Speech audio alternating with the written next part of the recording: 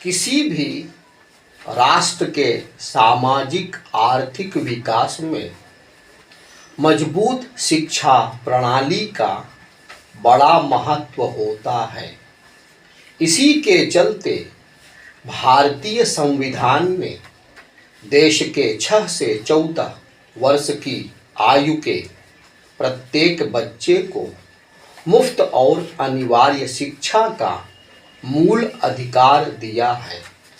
साथ ही शिक्षा जैसे विषय को संविधान की समवर्ती सूची में स्थान दिया गया है ताकि जब भी जरूरत महसूस हो केंद्र और राज्य अपने अपने स्तरों पर शिक्षा जगत की बेहतरी के लिए त्वरित फैसले ले सके।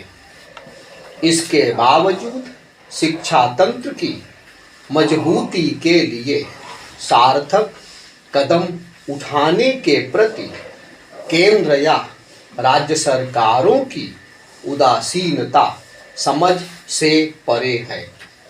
देखा जाए तो भारत में आरंभ से ही शिक्षा पर तुलनात्मक रूप से सार्वजनिक व्यय कम रहा है। अधिकांश राज्य अपने सकल राज्य घरेलू उत्पाद का 2.5 से 3.2% तक ही शिक्षा पर खर्च करते हैं। 1964 में ही कोठारी आयोग ने सरकार को शिक्षा पर खर्च को बढ़ाकर जीडीपी के 6% करने की सिफारिश की थी, लेकिन 5 दशक बाद भी देश का शिक्षा बजट जीडीपी के 3.5 से ज़्यादा नहीं रहा है। यद्यपि नई शिक्षा नीति में भी शिक्षा बजट को जीडीपी के 6% तक करने की बात दोहराई गई है। पिछली सदी के 7वें दशक में जहां चीन, जापान और दक्षिण कोरिया जैसे देशों ने शिक्षा में बहुत अधिक खर्च किया, वहीं हमारा शिक्षा क्षेत्र आज तक उचित बजट की बाट जोह रहा है। अब तो भारत की प्रति व्यक्ति जीडीपी भी समय के साथ कई गुना बढ़ गई है। यह सही समय है कि हम शिक्षा में अधिक निवेश करें, क्योंकि हमारे देश की 50% आबादी की आयु 25 वर्ष से कम है। अन्य देशों की तुलना में हम युवा हैं। प्राथमिक, माध्यमिक और उच्च शिक्षा के साथ ही युवाओं को नए कौशल प्रदान करने के लिए भी योजनाओं पर अधिक खर्च करने की जरूरत है, जिससे वे रोजगार के अवसरों के योग्य बन सकें। शिक्षा एक ऐसा क्षेत्र है जहां निवेश के कई सकारात्मक प्रभाव होते हैं।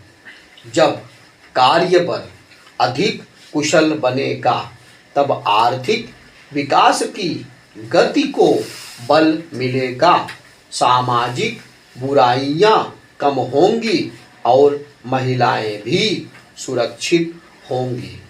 परिणाम स्वरूप देश का तेजी से विकास होगा। प्रारंभिक शिक्षा बच्चे के जीवन में महत्वपूर्ण होती है, इसलिए गुणवत्तापूर्ण प्रारंभिक शिक्षा पर ध्यान देना प्रत्येक युवा मस्तिष्क के हित में है। हमें एक युवा देश होने पर गर्व है, लेकिन देश की आबादी लंबे समय तक युवा नहीं रहेगी।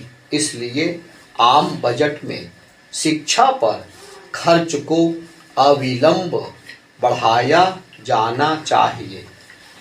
आज भी अगर देश के 80 करोड़ लोगों को निःशुल्क अनाज दिया जा रहा है तो निश्चित ही यह जनसंख्या अकुशल है। जब इनके पास खाने के लिए ही नहीं है तो ये नए कौशल कहाँ से सीखेंगे। यह समय स्किल, री स्किल और अप स्किल का है।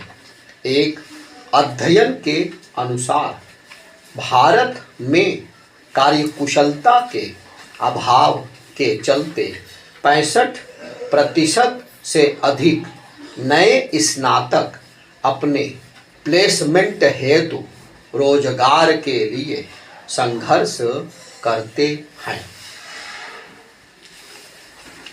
ऐसे में उचित होगा कि देश एवं प्रदेश में चल रही विभिन्न मुफ्तखोरी की योजनाओं का पैसा शिक्षा क्षेत्र की मजबूती में लगाया जाए। आज देश में शिक्षकों के लगभग 40% पद खाली हैं। इसके अलावा शिक्षकों पर बहुत सारे गैर शिक्षण कार्यों का बोझ होता है। National institute of education planning and administration द्वारा किए गए एक अध्ययन के अनुसार शिक्षकों का लगभग 65% समय गैर शिक्षण कार्यों में व्यतीत होता है। लिहाजा सरकार को अपने बजटीय आवंटन में शिक्षक प्रशिक्षण कार्यक्रमों की ओर भी ध्यान केंद्रित करना चाहिए, क्योंकि शिक्षकों को नवीनतम तकनीकों से अच्छी तरह वाकिफ होने की बहुत आवश्यकता है। नई शिक्षा नीति में भी इस बात पर जोर दिया गया है। यह केवल शिक्षकों के कौशल विकास पर महत्वपूर्ण निवेश के माध्यम से ही प्राप्त किया जा सकता है। एसोचैम के एक सर्वेक्षण के अनुसार देश में शिक्षा की लागत तेजी से बढ़ रही है। इसे देखते हुए शैक्षिक सेवाओं पर जीएसटी को 18% से घटाकर 5% या 0 किया जाना चाहिए। सरकार को छात्रों को रियायती दरों पर लैपटॉप और स्मार्टफोन दिलाने चाहिए। कुछ पाठ्यक्रमों के लिए उच्च शिक्षा तो आम आदमी की पहुंच से बाहर हो रही है। आज आईआईएम से प्रबंधन शिक्षा प्राप्त करने के लिए ही 30 लाख रुपए तक फीस देनी होती है।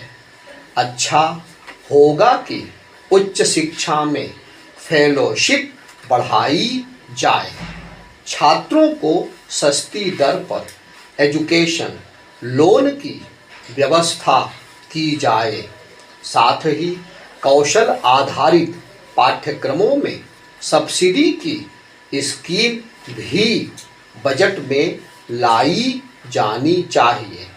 इसके साथ ही यह भी ध्यान रखना आवश्यक है कि जनता का पैसा किस पर खर्च किया जा रहा है और संसाधनों का कितना प्रभावी ढंग से उपयोग हो रहा है। सिर्फ कुछ कागजी बदलावों और संस्थानों के नामकरण से ही देश में प्रतिष्ठित संस्थान नहीं बनेंगे।